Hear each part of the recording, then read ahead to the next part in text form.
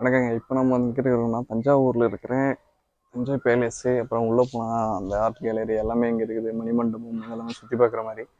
இது உள்ளே போயிட்டு என்னெல்லாம் இப்படிலாம் இருக்குதுன்ட்டு போயிட்டு உங்களுக்கு வீடியோ எடுத்து ஃபுல்லாக அப்டேட் பண்ணுறேன்.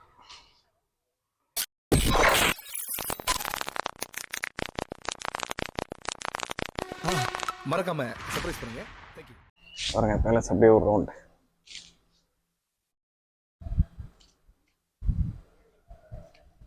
பாருங்க, கோபுரத்திற்கு செல்லும் வழி. உள்ள என்ட்ரானங்களை பார்த்தீங்கன்னா இங்கே சிலைகள் இருக்குது. ஏன் இங்கே சிவனை வழிபட்ட சிலைகளோட நல்லா பொறிக்கப்பட்டு இருக்குது. ஸ்டாப் நோட் மிஷன். இப்போ நாங்கள் கோபுரத்தோட மேலே போயிட்டு இருக்கிறோம். அதாவது ஒரு கூரை மாதிரி தெரிஞ்சு இல்லைங்களா, அதோட மேலே தான். மேலே என்ன இருக்குது அப்படின்ட்டு போய் பார்த்துருவாங்க. என்னடா இது, அக்க போறா புண்ணி வச்சிருக்கீங்களா? அட பாவி பேருங்களா, அவன் சோழர் கால கல்வெட்டு கட்டி வச்சான். இந்த நாய் காதல் கல்வெட்டு கட்டி வைக்கிறானே.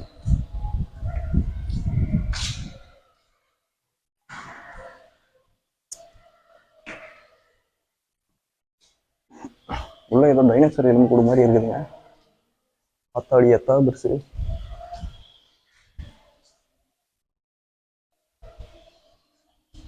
வேல் போன், அதாவது தரங்கம்பாடி கடற்கரையில் ஒதுங்கிய 92 அடி நீளம் உள்ள திமிங்கலம் இது.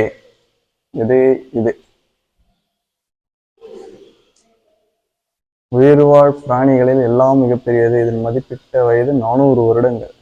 திமிங்கலம் குட்டி போட்டு பால் கொடுக்கும் இனத்தை சேர்ந்தது. ஐயோ, அது வேறையா?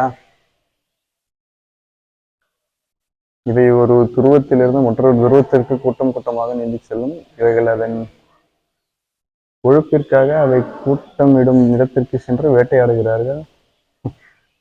இதனின்றும் எடுக்கப்படும் கொழுப்பு எண்ணெய் இயந்திரங்களுக்கு நயவர், அதாவது லூப்ரிகண்டா பயன்படுத்துவாங்களாம். இதன் மாமிசத்தை உண்ணலாம். இந்த வகை திமிங்கலங்கள் தண்ணீரில் மிதக்கும் பிளாங்டன் என்று சொல்லப்படும் நுண்ணுயிரிகள் அணுக்களையும் பெரும்பாலானவை தின்று வாழ்பவை. தண்ணீரை பெருமளவில் உட்கொண்டு தாடை வழிகளின் தண்ணீர் மட்டுமே வெளியே பீச்சி இந்த உயிரினங்களின் இந்த தாடை சல்லடை சென்று கஷ்டிக்கலாம். எவ்வளோ பெரிய திமிங்கலம் எங்கே வெடித்து வந்தாங்க. இதுதான் நம்ம வந்து பார்த்த திமிங்கலம். திமிங்கலத்தோட ஃப்ரெண்ட்லி. அவங்க அப்படியே நெக்ஸ்ட் போகலாம். ஒன்று பார்த்துட்டு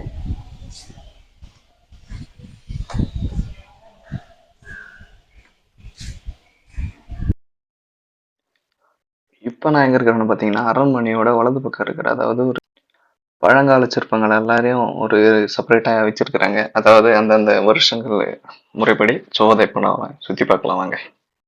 இங்கே இருக்கிறது எல்லா பொருளும் பார்த்தீங்கன்னா கிட்டத்தட்ட 11ஆம் நூற்றாண்டு, 12ஆம் நூற்றாண்டு, 11ஆம் நூற்றாண்டு, இந்த நூற்றாண்டை சேர்ந்தது. இங்கே பாருங்க, அந்த சக்கரம் பார்த்தீங்கன்னா 16th 17th செஞ்சுரி சேர்ந்தது. அந்த பெல்லு, மணி, இந்த சிலைகள்,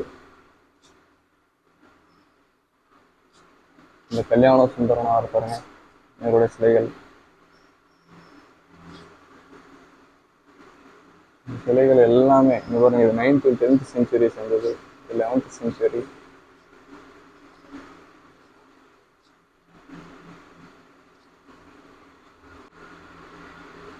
நீங்கள் பார்க்குறது இப்போ தான் மேல்கூரை. மேலே பார்த்தீங்கன்னா பில்டிங்கோட கட்டிடம் அமைப்பு, அதோட பெயிண்டிங் எல்லாம் எப்படி பயங்கரமாக இருக்குது. இதெல்லாம் கட்டினதுக்கு யாரா காரணம்னு பார்த்தீங்கன்னா, என் பின்னாடி இருக்கிறவர் பாருங்க, இவர் தான் அந்த ராஜா, அதாவது சரபோஜி ராஜா.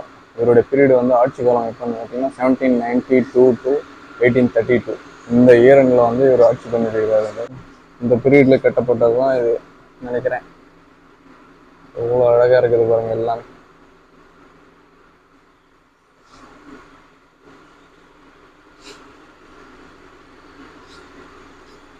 இதோட மையப்பகுதின்னு பார்த்தீங்கன்னா உங்களுக்கு தெரியும் நல்லா பாருங்க, சரபோஜி ராஜா, அதாவது கிங் ஆஃப் தஞ்சாவூர். இவரும் ஒரு தஞ்சாவூர் ஆட்சி செய்த காலம்.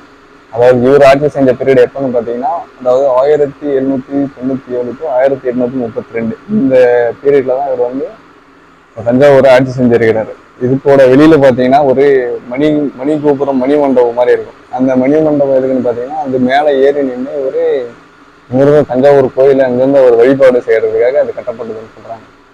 இந்த சுத்தி எல்லாமே மேலே பாருங்க, மேலே அந்த பக்கம் இந்த பக்கம் சுத்தி இங்க இருக்கிறது எல்லாமே அதாவது 11th செஞ்சுரி, 6ஆம் நூற்றாண்டு, 8ஆம் நூற்றாண்டு, 9ஆம் நூற்றாண்டு இந்த நூற்றாண்டு பீரியட்ல சேமித்து வச்ச பொற்கால சிலைகள் நினைக்கிறது இதெல்லாமே.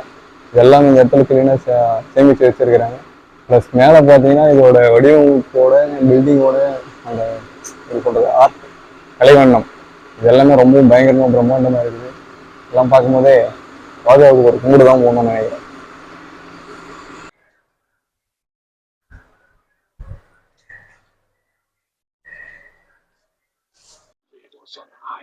இந்த இடத்துல பார்த்தீங்கன்னா, அதாவது 3ஆம் நூற்றாண்டு, 4ஆம் நூற்றாண்டு, 6ஆம் நூற்றாண்டு அந்த நூற்றாண்டுகள் தொடங்கி நடராஜர் சிலைகளுடைய வடிவங்கள் அந்த சைட்ல இருந்து கரெக்டாக இந்த சைடு வந்துட்டோம்.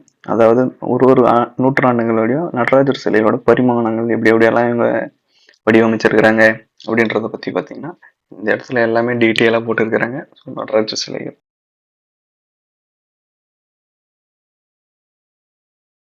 இதெல்லாம் இருக்குது. அந்த காலத்து இதில் கண்டுபிடிச்சி நாணயங்கள்லாம் எப்படி யூஸ் பண்ணியிருக்காங்கன்றதெல்லாம் உங்களுக்கு காட்டுறேன்.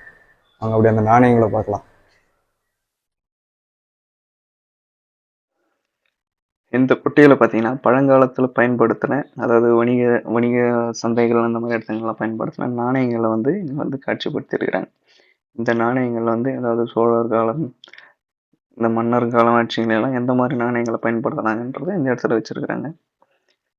போர்டு ஒன்று போட்டிருக்காங்க பழங்காலத்து நாணயங்கள் அப்படின்ட்டு. பழங்காலத்து பூஜை சாமான்கள் அதாவது கடவுளுக்கு பூஜை சாமான்கள்லாம் எப்படி பயன்படுத்திருக்கிறாங்க. நான் நின்றுட்டு இருக்கிற இடம் தான் கடைசியாக இந்த பேலஸோடைய லாஸ்ட்டாக பார்க்க வேண்டிய இடம். இங்கே வந்து பார்த்தீங்கன்னா கரெக்டாக ஒரு மணிமண்டபம் அப்படின்னு இதை சொல்லுவாங்க. இங்கே பார்த்தீங்கன்னா 7 ஃப்ளோர் இருக்கும் மேலே, அதாவது 7 தளங்கள். அதை சுற்றி கீழே பார்த்தீங்கன்னா இந்த கருங்கல் அதாவது கட்டிடங்கள்லாம் கொஞ்சம் சேதமடைந்த நிலையில் இருக்குது. அதாவது இந்த 7வது ஃப்ளோரில் பார்த்தீங்கன்னா மேலே ஒரு மணி அதாவது மணிக்கூண்டு மாதிரி ஒன்று இருக்குன்னாங்க. அதாவது இப்போ எதுவுமே எல்லாம் கழட்டி வச்சிருக்கிறாங்க. மோஸ்ட்லி எல்லாம் சேதமடைஞ்சிருக்குன்னு நினைக்கிறேன். இந்த 7வது கோபுரத்தில் நின்று தான் சரபூஜி மன்னர் வந்து பார்த்தீங்கன்னா தஞ்சை கோயிலை வந்து வழிபடுறதா இந்த காலத்து குறிப்பீடுகளில் வரையறுக்கப்பட்டு இருக்குது. இந்த மண்டபத்தோட மேலே போகிறதுக்கு நமக்கு அலோடு இல்லை. நமக்கு என்ன இல்லை, எந்த டூரிஸ்ட்டுமே அலோடு கிடையாது. ஸோ எதுவாக இருந்தாலும் நம்ம கீழே இருந்தால் தான் சுற்றி பார்க்கணும். கீழே இருந்தால் பார்த்தீங்கன்னா உங்களுக்கு இங்கே ஒரு சின்னதாக ஒரு குளம் ஒன்று இருக்குது.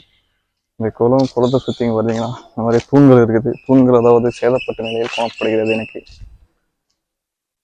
எனக்கு மேலே இங்கேருந்து உங்களுக்கு ஃபுல்லாக தெரியுது. அதுவும் அந்த 7வது ஃப்ளோர் அதாவது 7வது மாடியில் பார்த்தீங்கன்னா இங்கே ஒரு சின்னதாக மணிகூண்டு இருந்ததாகவும் அப்படின்னு சொல்கிறாங்க. ஆனால் இப்போ அந்த மணிகுண்டெல்லாம் எதுவுமே இல்லை. எல்லாமே அது சேதப்பட்ட நிலையில் அதாவது எடுத்து தூரம் எங்கேயாவது வச்சுருப்பாங்க. அந்த மணிகுண்டை மட்டும் நம்மளால் பார்க்க முடியாது. பட் நம்மக்கிட்டே இருக்கிற ஃபோனின் திறமையால் டாப் ஃப்ளோர் அந்த மணி இந்த இடத்த நான் ஜூம் பண்ணேன். இதுதான் 7 மாடியா. இங்கே பாருங்க, சின்னதாக கருப்பு கலரில் இருக்குது இல்லைங்களா, இங்கே தான் அந்த மணிகுண்டு வச்சுருந்துருப்பாங்க. அது இப்போ எதுவும் இல்லை, எல்லாம் உடஞ்சி டேமேஜாக இருக்குது.